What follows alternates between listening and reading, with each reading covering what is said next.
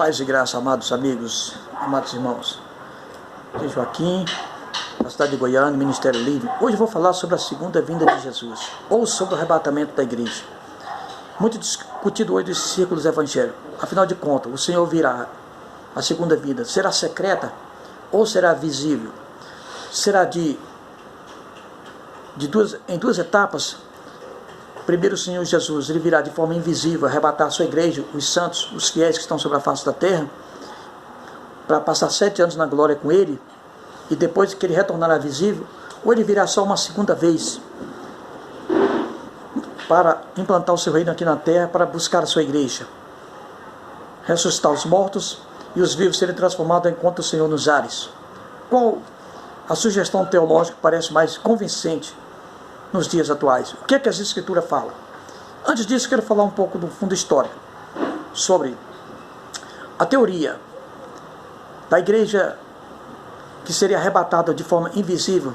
Surgiu no século XVIII, quando Margaret MacDonald, uma irmã da igreja católica apostólica, teve uma visão do arrebatamento da igreja que seria secreta e invisível. Então, aquela revelação, ela repercutiu ali em toda aquela Europa e passou a se divulgar isso aí, chegando até a América. Então, John Darby, o pai do dispensacionalismo, ouviu essa mensagem de Margaret MacDonald. Então, ele associou ao dispensacionalismo à doutrina pré-tribulacionista. Tá entendendo? Ele aceitou a ideia, achou interessante e conveniente. Mas em 1969 mesmo foi que Scofield realmente adotou essa doutrina e começou a pregar nos seminários, a ensinar nos seminários, nos congressos. E essa doutrina que Scofield espalhou pelo mundo afora, chegando até todos os continentes, inclusive no Brasil. E muitos pentecostais aderiram à doutrina pré-tribulacionista. Bom, irmãos, agora que os pais da igreja, o que é que a igreja fala? Agora vamos falar de história. Os pais da igreja, Hermes, Tertuliano, Irineu, todos os pais da igreja, está escrito no Didaquê que eles acreditavam numa segunda vinda de Cristo. Não existia nada de um arrebatamento secreto, não existe nenhum documento confirmando isso. Está entendendo? Eles acreditavam que haveria uma segunda vinda de Cristo, mas antes que acontecesse a segunda vinda de Cristo, está escrito no Didaquê, os irmãos que fizeram isso nós já sabem que isso aí é verdade, embora eles acreditavam que antes haveria a apostasia e depois se manifestaria o anticristo e esse perseguiria os santos na terra.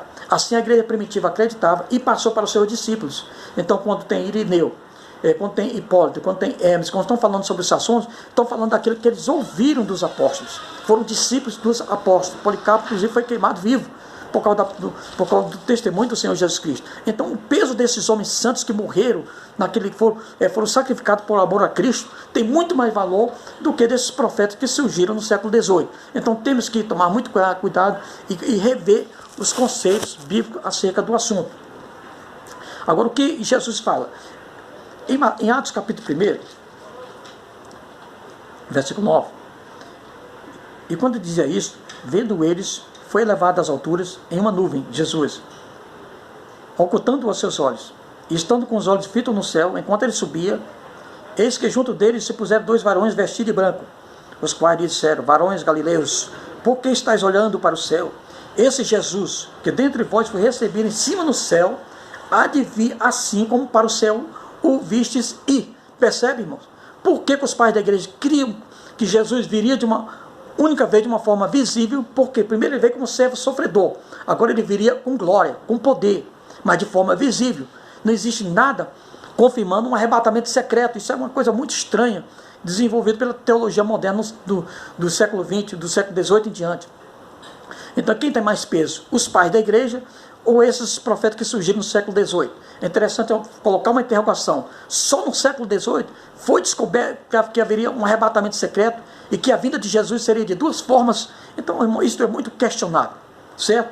Então, aqui essa estrutura aqui de Atos 1 e 8 já seria suficiente, porque quem a gente está falando aqui é o anjo, são os anjos. Ele virá da mesma forma que vocês estão vendo ir. Então, vamos ver outros textos. Mateus 24, quando Jesus estava sendo interrogado sobre os últimos dias, e a destruição, falou sobre a destruição do templo de Jerusalém, que surgiriam nos últimos dias muitos falsos profetas, muitos falsos cristos, tá entendendo? Haveria pestes, guerras, terremotos, e por causa da iniquidade, o amor de muitos esfriaria nos últimos dias. coisas que nós estamos vendo também hoje nos dias atuais. E outra coisa que o Senhor falou também sobre a sua vinda, que também no versículo 27 e 24 de Mateus, que antes da vinda dele também, a abominação da desolação, o anticristo, apareceria, e eles veriam o anticristo. E falou Daniel 9:27 exatamente, que ele fará um conselho de aliança com Israel, e na metade da semana ele vai romper esse concerto, e onde ele vai se manifestar como o homem da desolação, o homem da abominação. Agora no versículo 27, Jesus fala sobre a sua vinda. Como um relâmpago sai do Oriente e se mostra no Ocidente, assim será a vinda do Filho do Homem. Como? O relâmpago, irmãos, é visível ou é invisível? O relâmpago é invisível, quando ele aparece no céu, todos nós o vemos. Então Jesus diz, como vocês estão vendo o relâmpago surgindo do Oriente, aparecendo no Ocidente, assim será também visível a vinda do Filho do Homem. Nem Jesus está falando que haverá duas fases de sua vinda. Estará querendo retornar a segunda vez com glória e poder. E o versículo 30 diz, e aparecerá no céu o sinal do Filho do Homem, e toda a tribo da terra se lamentarão, e verão o Filho do Homem vindo sobre as nuvens do céu, com poder e muita glória. Todas as tribos da terra o verão, nas nuvens do céu, vindo com poder e muita glória. E os habitantes da terra se lamentarão, quando virem sobre as nuvens, porque rejeitaram a mensagem da graça, rejeitaram a mensagem da cruz. Mas a igreja do Senhor que está na terra, os santos, vão se alegrar, porque sabe que o Senhor vai levá-los para si. Como ele falou em João capítulo 14, eu vou preparar-vos morada, vou para o meu Pai, mas voltarei para vós de novo. Então os apóstolos estão esperando a segunda vinda de Jesus nesse momento. E no versículo 31 diz, ele enviará seus anjos, com rijo clamor de trombeta, ajuntando os seus escolhidos nos quatro cantos da terra. Viu? Quando ele vem nas nuvens, ele vai enviar seus anjos com rijo, com barulho, muito barulho, as trombetas toando. O mundo todo vai ouvir o toque dessas trombetas, alaridos. Quando Israel estava cercando Jericó com as trombetas tocando, as muralhas de Jericó caíram com o toque das trombetas. Será um barulho intenso, toda a terra vai ouvir esse barulho. Os homens abomináveis, os homens ímpios vão colocar as mãos sobre os seus ouvidos, porque não vão suportar esse barulho. Mas a igreja do Senhor que está na terra, que foi perseguido pelo anticristo e o falso profeta, eles vão estar atentos, eles vão estar felizes, porque sabem que é o chamado do seu mestre através da trombeta. Aleluia. E Paulo, ele corrobora aqui com o que o Senhor Jesus fala em 1 Tessalonicenses 4, 16, 17. O Senhor descerá do céu com alarido, percebe, irmão? A mesma coisa que o Senhor falou. Com alarido, barulho, muito barulho mesmo, para incomodar as nações. É por isso que todos vão ficar perturbados. Toda a tribo se lamentarão e ficar apavorada com o toque dessa trombeta, porque eles não estão esperando o retorno do Senhor. Só a igreja vai ficar feliz, porque ela sabe sobre essa trombeta. Israel conhecia o toque das trombetas. Quando Israel ia para as guerras, tocava suas trombetas. Quando Jerusalém avistava os inimigos de longe, os mensageiros, os espias de Jerusalém, ele tocava a sua trombeta avisando que os inimigos estavam chegando. Então a trombeta tinha uma importância entre os hebreus. Eles conheciam o significado da trombeta. Por isso que Jesus usa a trombeta do Senhor tocará, incomodará as nações, mas os santos se alegrarão, porque conhecem que é o Senhor chegando a encontro da sua noiva. Louvado seja Deus, amigos. O Senhor descerá do céu. Paulo conhecia através dos apóstolos os ensinamentos de Jesus, dos evangelhos. Paulo esteve com os apóstolos, aprendendo com eles, vendo o que os apóstolos pensavam, como foi a convivência de Jesus com os apóstolos, porque Paulo conheceu o Senhor Jesus através de revelação, através já em glória, não conheceu quando estava na terra. Então ele foi ver como eram os ensinamentos do Senhor Jesus, para que ele pudesse pregar o evangelho que estivesse em harmonia com a doutrina dos apóstolos. Percebe, irmão, que a doutrina da igreja primitiva era uma só, não havia divisão de igrejas, não havia ganância de igrejas. Por que hoje tem tantas doutrinas? Por que hoje temos tantas igrejas? Por que hoje, irmãos, tantas divisões? Por causa do poder das igrejas, por causa da ostentação, por causa da riqueza, porque é aquilo que o Evangelho está proporcionando hoje para os líderes evangélicos. Percebe, irmãos? Mas a igreja primitiva não, ela amava o Senhor.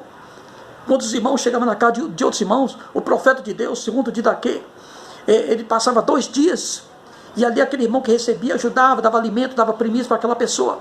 Mas se aquele profeta ficasse mais de 2 dias, 3 dias, e pedisse dinheiro, ele era tido como falso profeta. Então, falso profeta da igreja primitiva, quando alguém chegava na casa do irmão, pedindo dinheiro, podia mandar fora de casa, é falso profeta. E imagine hoje, irmão, se os apóstolos vissem o que está acontecendo nesse meio das igrejas evangélicas hoje, os absurdos dos absurdos desses homens maus, que escravizam o rebanho. É como o apóstolo Paulo falou, que depois da minha partida, entrarão no meio de vós lobos devoradores, homens que não perdoam o rebanho, que farão de vós negócios com palavras fingidas. E segundo Tessalonicenses, para fechar, 2 e 3, Paulo fala que a igreja estava sendo perturbada com visões, com revelações, como se Jesus já tivesse vindo. Ele diz: calma, calma, irmãos, não será assim, sem que se manifeste primeiramente a apostasia nos últimos dias. Nossa, não. Depois da apostasia vai se manifestar o anticristo, e depois do anticristo manifestado e perseguido a igreja, é que o Senhor virá nas nuvens do céu com poder e grande glória. Percebe, irmãos? Então, sempre vemos aqui nas escrituras que o Senhor virá sempre acompanhado dos anjos, acompanhado de trombetas, e de uma forma visível e de uma forma barulhenta, que todos os habitantes da terra vão perceber. E quando Jesus estava diante do Sinédrio, tinha sido preso, e o sumo sacerdote Caifás o interrogou: digo, esconjuro-te pelo Deus vivo, quem és tu? Quando alguém era esconjurado pelo Deus vivo, um hebreu, ele sabia que teria que falar a verdade. Então Jesus falou: tu disseste, eis que vereis os céus abertos, e o Filho do Homem vindo das nuvens do céu, com poder e grande glória. Louvado seja Deus. Percebe, irmão? A vinda sempre do Senhor fala que será visível e com poder e grande glória.